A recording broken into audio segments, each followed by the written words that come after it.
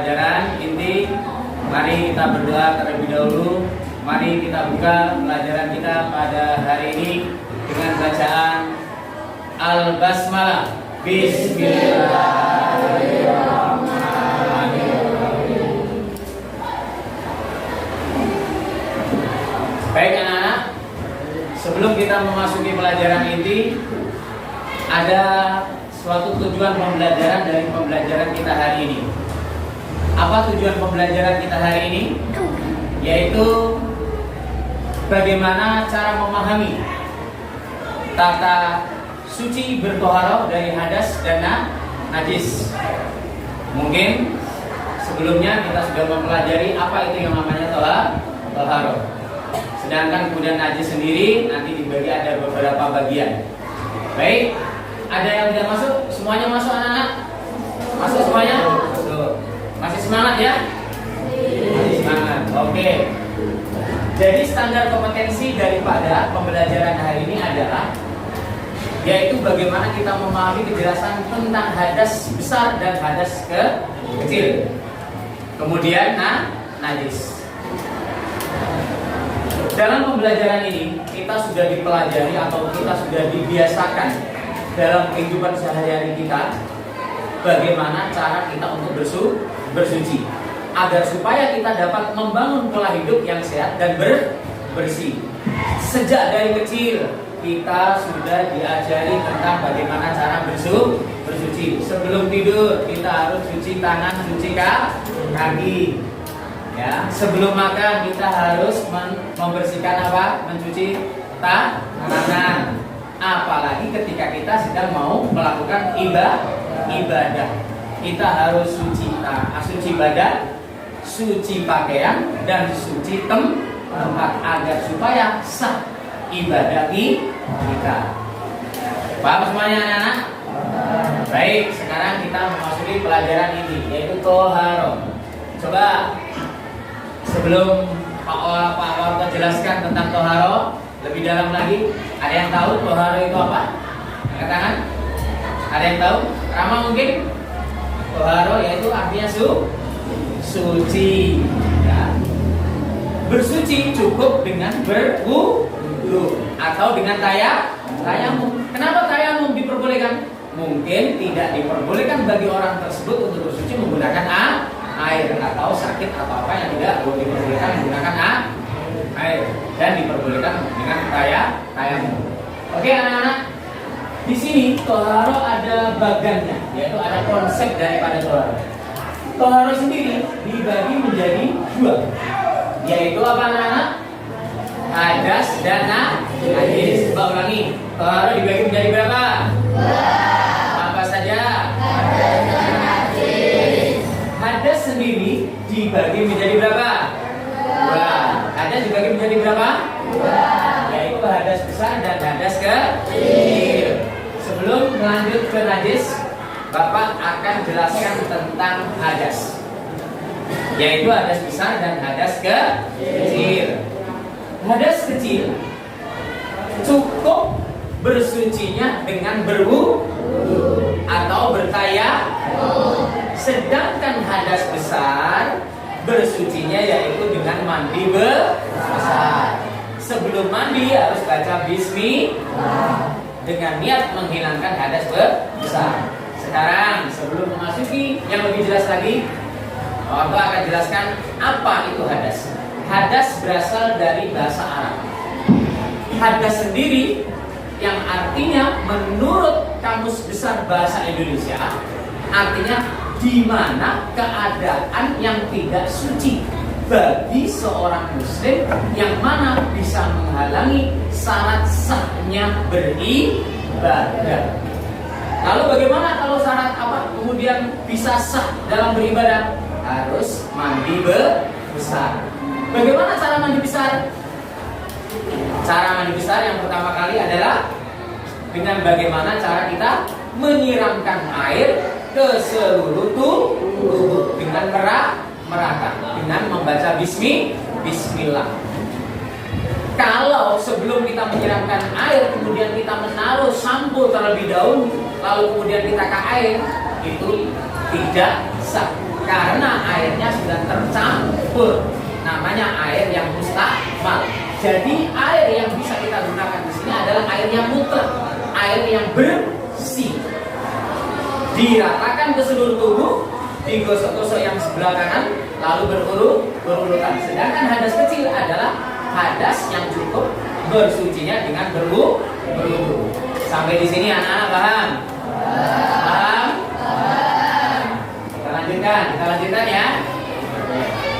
Sekarang yaitu najis. Ada berapa anak-anak najis?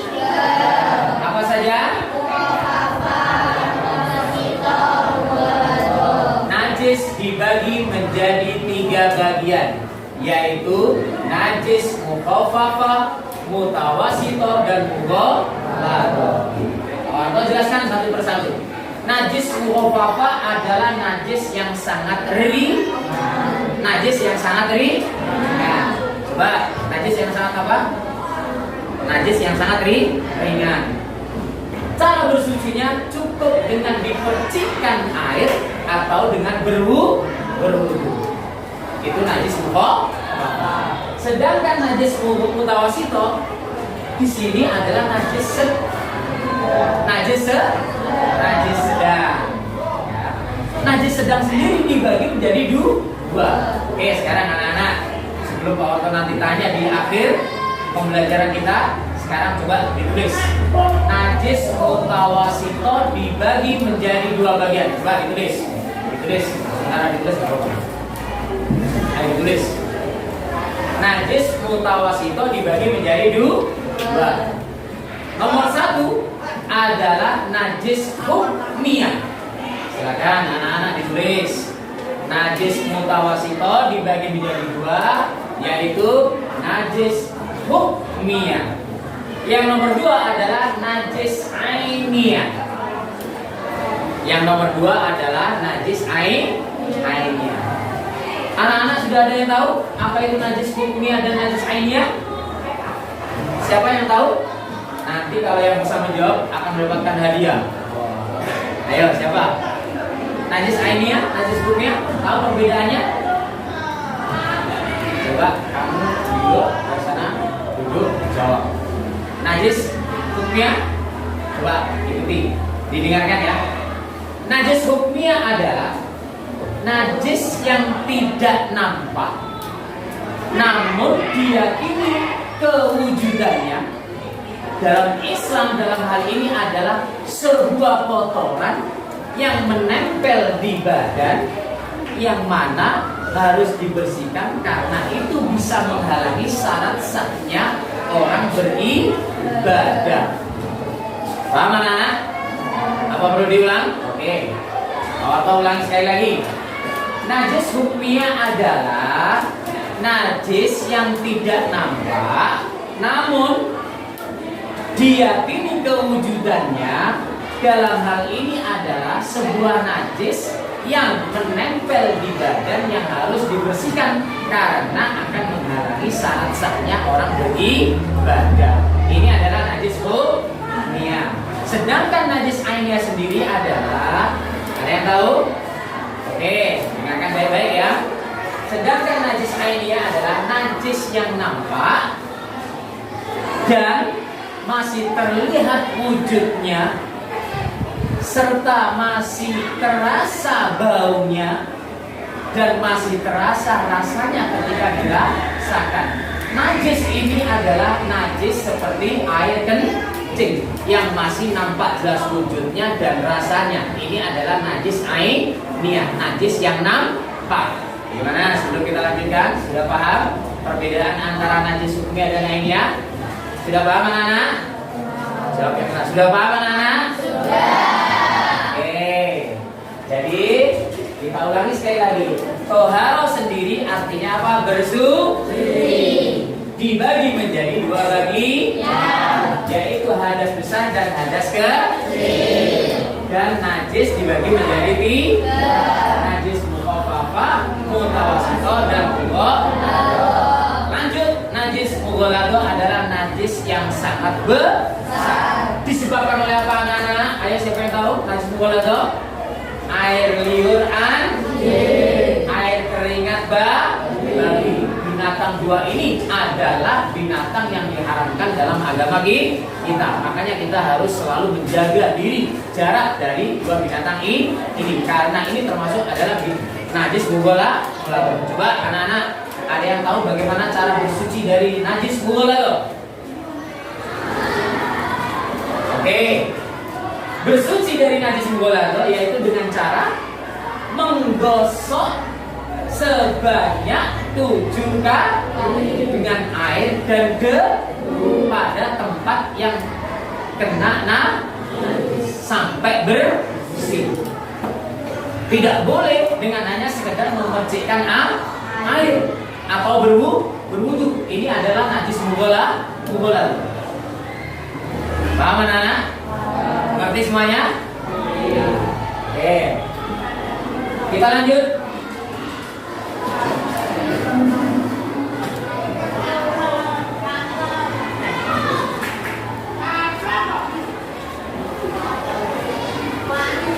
Pengertian daripada hadas tadi sudah mau jelaskan, yaitu dengan meratakan badan dengan air, meratakan air ke seluruh badan, lalu menggosok-gosokkan. Apa yang menyebabkan hadas besar? Yang menyebabkan adalah junub, orang yang keluar darah, haid, nifas, habis melahirkan atau bersetubuh dan lain sebagainya. Nah, gitu ya. Lanjut.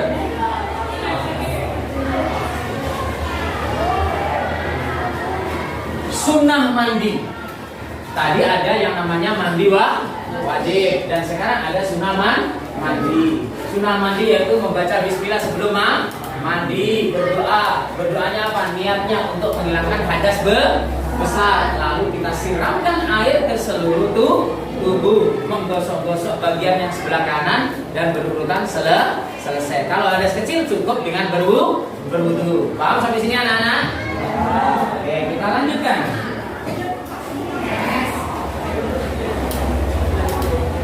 Najis dan cara mensucikannya, hadas dan cara mensucikannya, bedah untuk bersuci.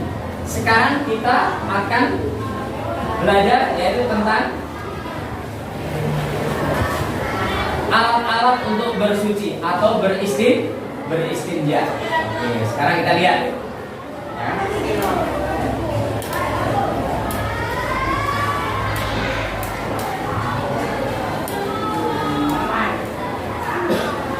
Nah, baik anak-anak. Sekarang Bapak akan menjelaskan yaitu alat-alat untuk bersuci. Coba ada yang bisa menyebutkan alat-alat yang untuk bersuci beristinja? Salah satunya apa? Satu apa? Yang keras apa? Batu. Yang kedua apa? Yang kedua kayu. Oke, yang ketiga apa? Kertas yaitu benda-benda yang bisa menyerap sisa-sisa kotoran dari kita. Batu, kayu, tisu. Tulang boleh nggak anak-anak? Tulang tidak diperbolehkan. Kenapa? Karena tulang adalah sifatnya benda yang tidak bisa menyerap. Dan tulang sendiri adalah sesuatu benda yang tidak bisa dipakai. Karena apa? Karena tulang itu adalah sesuatu benda yang disukai oleh makhluk-makhluk halus. Jadi tidak diperbolehkan. Di samping itu juga tulang tidak bisa menyerap. Paham anak-anak? Oke, sekarang Bapak akan membagi menjadi 2 kelompok. Kelompok yang satu dan kelompok yang 2. Nanti ada suatu perwakilan untuk menjawab pertanyaan dari Bapak. Yang pertama, coba dicatat, ini dicatat. Ya. Dibagi berapa hadas dan najis? Dibagi berapa hadas dan najis? Nanti 2 orang yang mewakili untuk menjawab ya.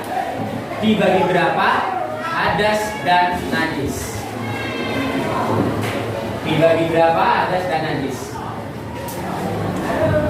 Dan bagaimana cara mensucikannya? Nanti tolong Bapak kasih waktu 5 menit untuk menjawab. Dan 2 perwakilan yaitu untuk menjawab. Sedangkan kelompok 2 Tulis, apa yang menyebabkan hadas besar? Apa saja yang menyebabkan hadas besar? Apa yang menyebabkan hadas besar? Dan yang nomor 2 adalah bagaimana cara bersuci dari hadas najis mughalladh.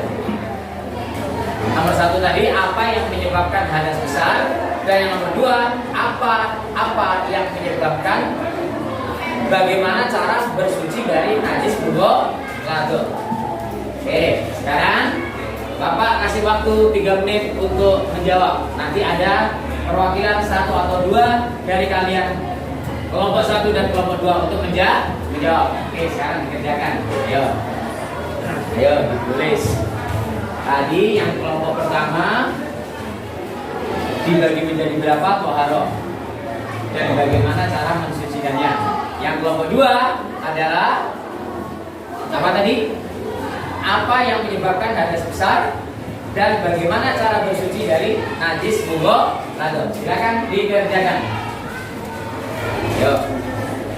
Ayo, silakan dikerjakan anak-anak. Dijawab. Ayo. Jangan berbicara sendiri. Ayo, dikerjakan. Ayo, boleh tanya sama temennya. Nanti ada perwakilan untuk menjawab.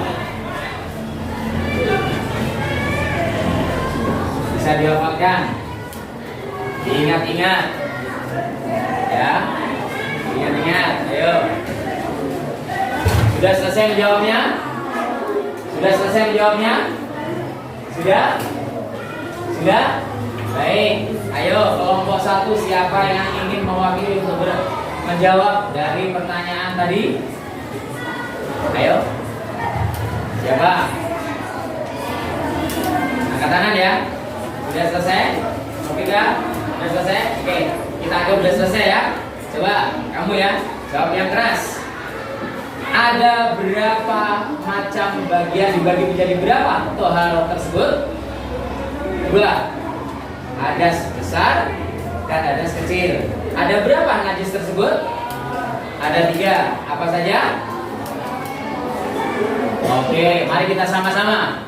Toharoh dibagi menjadi 2 bagi, yaitu hadas besar dan hadas kecil. Najis sendiri dibagi menjadi 3, mukhafafah, mutawasithah, dan mughalladh. Cara mensucikannya, ayo. Hadas besar, siapa yang tahu? Angkat tangan. Afika, yang keras. Cara bersuci dari hadas besar yaitu dengan mandi besar. Bagaimana coba yang laki-laki najis mukhafafah? Bagaimana cara bersucinya? Dengan berwudu. Baik, terima kasih. Ya. Sekarang pindah ke kelompok 2. Oke. Apa yang menyebabkan hadas besar? Ayo angkat tangan. Siapa yang tahu? Ayo, siapa? Hadas besar? Coba. Salma? Hadas besar disebabkan apa saja? Ya, yang keras. Hadas besar apa saja? Yaitu haid, melahirkan, terus hubungan suami istri, bersetubuh dan lain. Bagaimana cara mensucikannya? Dengan apa? Dengan mandi besar. Oke. Bagaimana cara bersuci dari najis mughalladh? Ayo, yang laki-laki, siapa yang tahu? Angkat tangan. Nanti siapa yang bisa menjawab akan dapat hadiah. Jangan gitu terus. Ayo, siapa? Cara bersuci dari najis mughalladh adalah dengan menggosok badan yang terkena najis dengan air dan debu sebanyak 7 kali. Paham anak-anak? Nah, mungkin ada pertanyaan. Jadi kesimpulannya, najis dibagi menjadi 3. Hadas dibagi menjadi 2. Toharoh artinya bersuci. Najis mughalladh yaitu najis yang sangat besar. Hadas dibagi menjadi 2. Hadas besar dan hadas kecil. Nah, hadas sendiri adalah dengan cara berwudu atau mandi besar. Najis mutawasito dibagi menjadi dua, yaitu hukmiyah dan ainiyah. Mungkin ada pertanyaan anak-anak? Jawab tidak yang keras. Ada pertanyaan anak-anak? Tidak. Oke, besok kita lanjutkan pelajaran yang selanjutnya. Semoga pada hari ini kita mendapatkan ilmu yang bermanfaat. Amin Allahumma amin. Saya harap kalian belajar dengan semangat dan sungguh-sungguh. Besok kita lanjutkan. Sebelum kita lanjutkan ada beberapa pertanyaan dari Bapak tentang masalah toha. Akhirul kalam, aku lakum assalamualaikum. Mari kita tutup terlebih dahulu. Mari kita tutup pelajaran kita pada hari ini dengan bacaan alhamdulillah. Alhamdulillahirabbil alamin. Baik. Akhirul kalam, assalamualaikum warahmatullahi wabarakatuh.